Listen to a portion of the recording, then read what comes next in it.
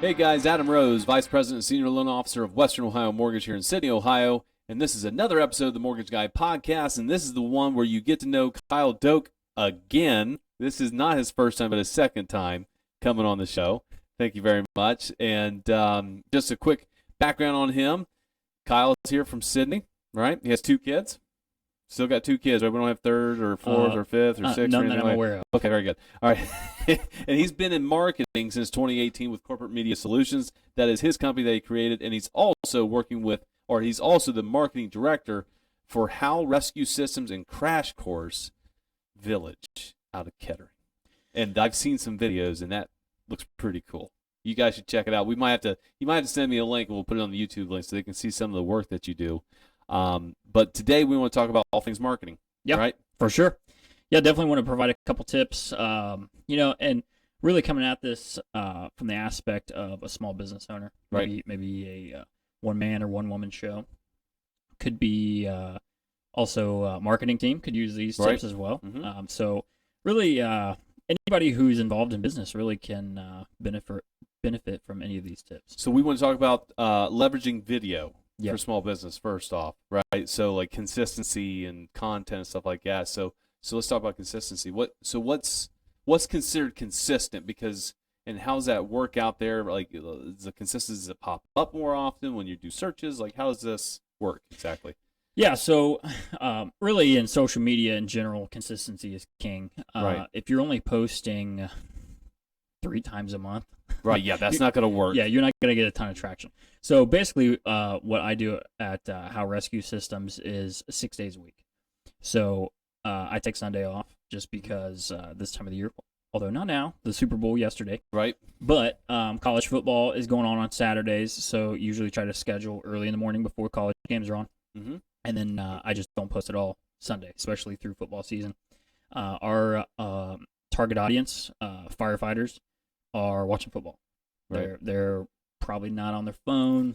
Maybe they're hanging out with their family. So basically try to avoid that day. So otherwise, 6 days a week. All right, because I don't know about you, but all the people I know actually are on their phones during football season because I feel like everybody's checking the comments during the game and saying stupid crap during the game, and it starts arguments. So no, that's true. It's definitely on college football Saturday with the rivalry weekends.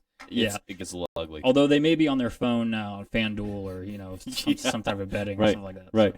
So I mean, so you're doing. So are those all videos, or are you just talking about like Facebook ads? I mean, what are you talking for? So just at least one post a day. It could be a photo. It could be just text, although I don't usually. It doesn't grab as much, right? Yeah. Attention. So you could use a photo or video, either one. One of my favorites, and we'll get into this later, is short form video, so like a vertical TikTok video reel. Right. So usually I alternate between a picture or some type of short form video. Right. And now, do you break? I mean, because you do a lot of video. I mean, that's your job, anyways, right? It's the marketing piece of this thing. So, do you do new videos constantly, or is it like one of those things where like, hey, we have this session and I've got an hour-long video and I cut it up? Because, like we were talking about, to benefit small business owners, sometimes it is a 1 or 2 man band, and that can be a big on-taking, right? Yeah, definitely. There are tools out there. One that I use is called Opus Pro, OPUS. Okay. Basically, what you can do with this particular tool is you can take a long video, a long format video. It can be YouTube link or a file you have on your computer, and it will go through this video and automatically scan and try to pick out the best clips. It'll cut the video for you, and it'll put, if you want this, it'll put captions on it.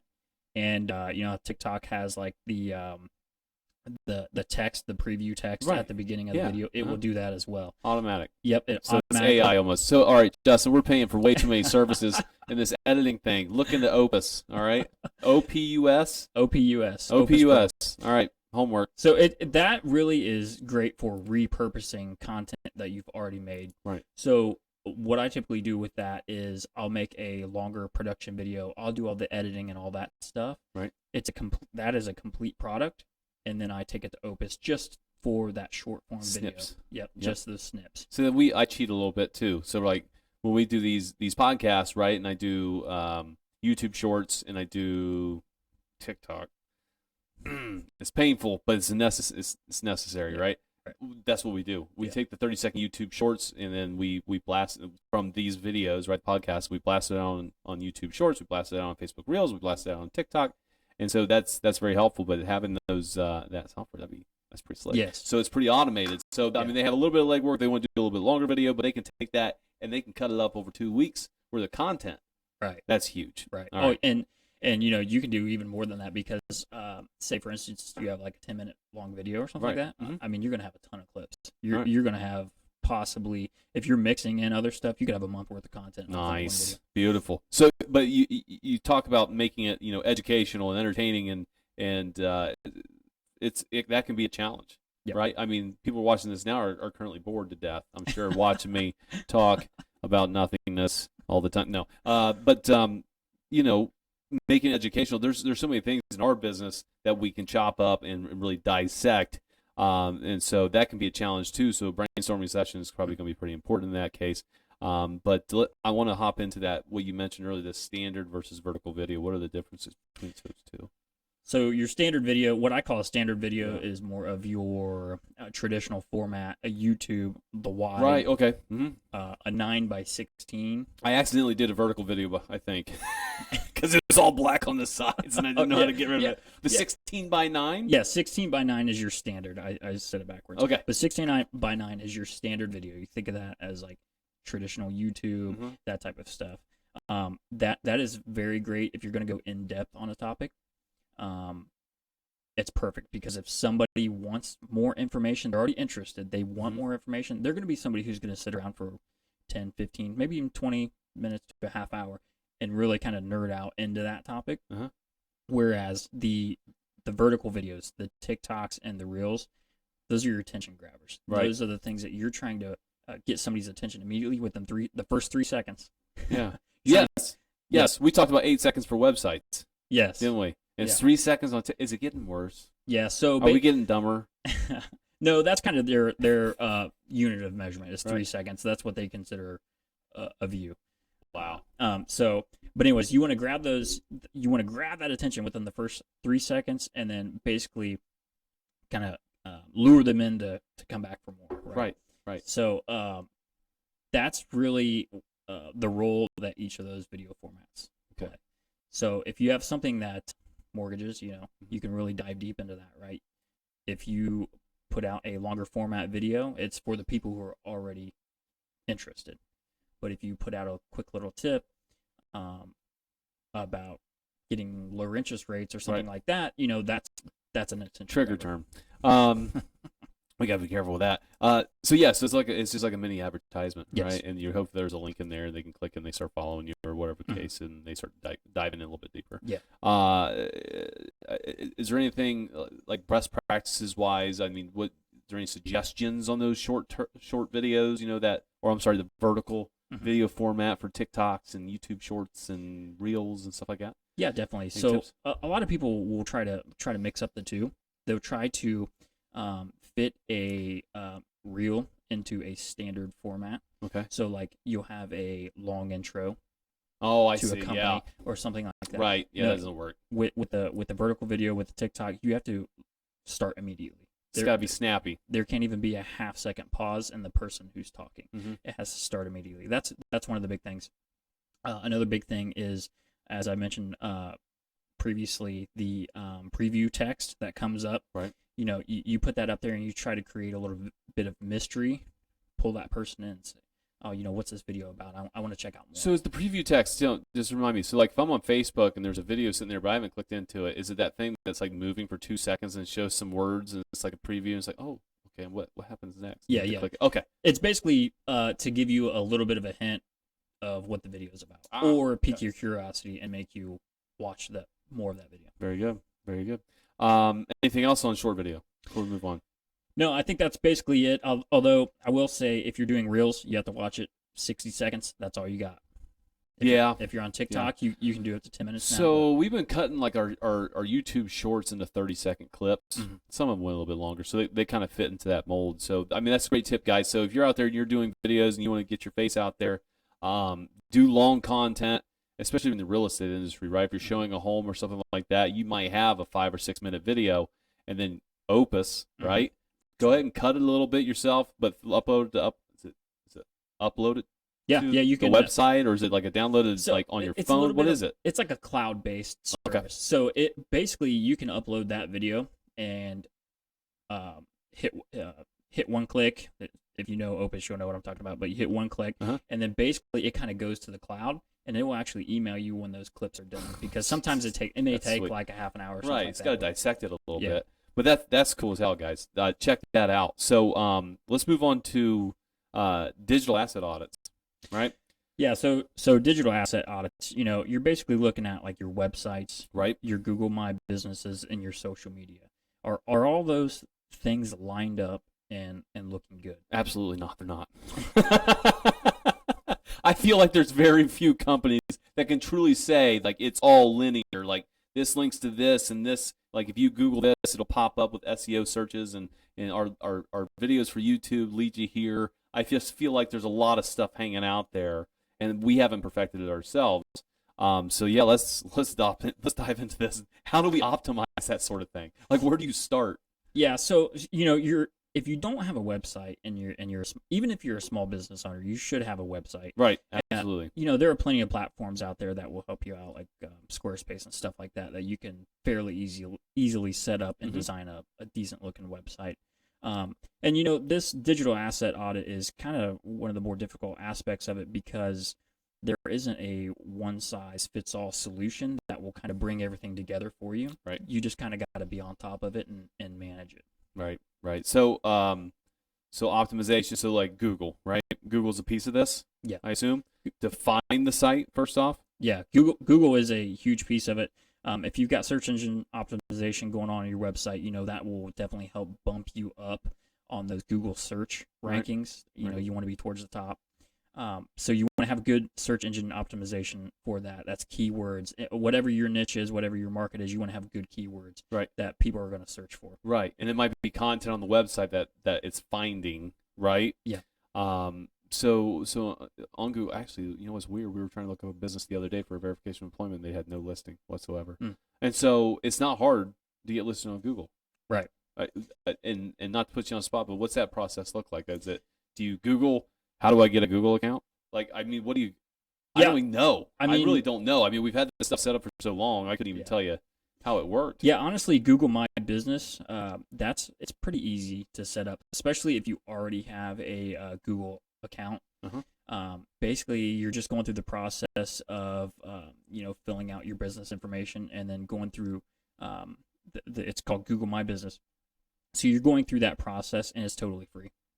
Oh, that's the best part. It's totally free. And then, if somebody searches you, the address of your business is going to come up right there. Your hours are going to come up. All that information that's important is going to come up immediately. So it's not overly difficult.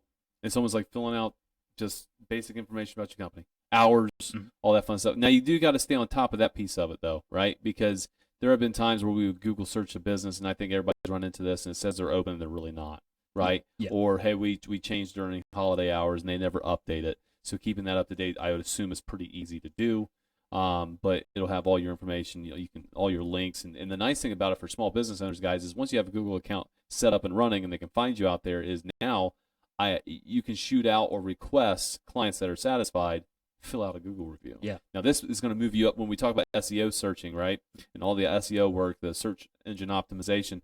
The more Google reviews you have, if they start looking for a specific product or service, the higher up the rankings you naturally become without having to pay for a company to come in there and completely optimize everything. Oh, yeah, for sure. Right? Yeah, you definitely want to get Google reviews. I mean, there are other companies out there, but I feel like a Google review is a pretty solid piece of the puzzle as far as like building your brand reputation. Yeah. So from corporate media solutions aspect of things, where do you come into play? Do you do can you help with all these items? Oh, yeah, for sure. All of these things listed are things that we do, and if somebody has any questions about them, we can certainly set them up and guide them down the right path. Right. Okay, very good. So anything else on digital asset audit? Because we want to cover one more thing after that. Yeah, I would say just touching briefly on social media. Just make sure you're keeping up on that. Consistently posting, keeping your brand up and in front of people. That's a big part. Now, you may not know the answer to this. So someone told me the other day, when they share content, you don't actually get quite as much visibility versus someone would like take the information and then post it. Does that make sense? Like compared to a share to a normal post, like if I created my own content for the post, so they're like grabbing the stuff, screenshotting it, and then creating their own post. Do you get more traction that way? Do you know? Yeah, because you're getting rewarded for posting original content is kind of how they view it. Very good. And also, if you're a business and you're sharing a post, you also lose the insights for that post. So you can't see what the reach is, what the impressions are, because you're just sharing it. It's not your post. Ah, very good. I didn't know that. All right. So the guy who told me, who probably is watching this video, you were right. All right. I'll take your advice. So, and there's other ways to actually grow your business, right? We talk about in-person networking events and stuff like that, getting your name out there in the community.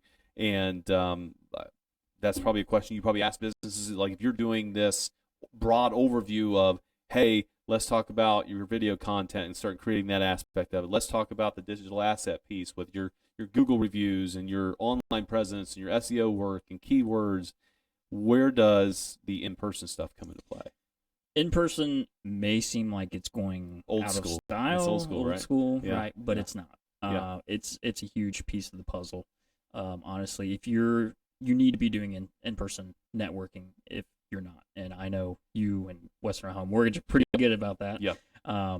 So yeah, if you're not getting out there, if you're not getting into say like BNI that we have here in Sydney, if you're not getting into that, if you're not getting in with the chamber programs, right, you probably should check into it. Yeah, absolutely. I mean, it's a great thing. You show your face to these other businesses. They know you're there. It creates this sense of comfort and trust between business owners. And when you get that opportunity to service someone that got referred over to you from XYZ business, and you take care of them, I mean, it's just that much better because it allows you. If you have a client that has another service, you can feel comfortable sending them somewhere else, right? For sure. And feel like your name's not going to get rubbed in the dirt because they're going to treat them crappy or whatever the case is. Yeah. So that's hugely important. And what about community service? What about charitable work and stuff like that? Does that come into play typically? Oh yeah, for sure. When you're seeing a company's banner out there who's sponsoring a community event or something like that, I think that goes a long way in a lot of people's minds. To say, hey, this is a local company. They're invested in our local community, and it's somebody who I want to give my business to as well. So I think that's huge to make sure that you're giving back into your community. Now, How Rescue Systems, being a marketing director for them, what kind of stuff, if you don't mind me asking, they get involved in? Because they're based in Dayton, Kettering, right? Dayton. Do they dive into anything local or help? I know because it's a little different ball game, right? They're training firefighters from all across the country. Yeah.